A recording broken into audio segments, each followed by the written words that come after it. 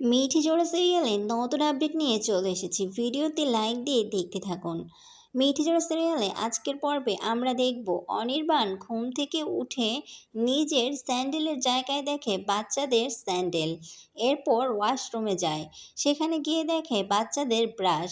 তখনই অনির্বাণ রুমে চলে যায়। রুমে গিয়ে দেখতে পায় খাটের উপরে একটা ছেলে আর একটা মেয়ে বাবুর পুতুল রাখা। অনির্বাণ তো অবাক হয়ে যায়। তখনই দেখা যায় রায় ছুটে এসে অনির্বাণকে জড়িয়ে ধরে। অনির্বাণ রায়ের কাছে জানতে চায় এসব কি। তখন রায় বলে, এবার তোমার পালা।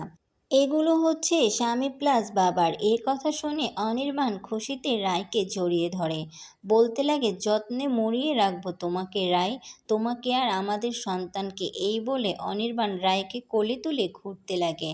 অন্যদিকে নীলু একা একা বলতে থাকে, তোদের জীবনে নতুন অতিথি আসবে না দিদি ভাই, এটা নীলাঞ্জনার প্রমিস। হ্যাঁ বন্ধুরা, এমনটাই দেখতে চলেছেন আজকের পর্ব।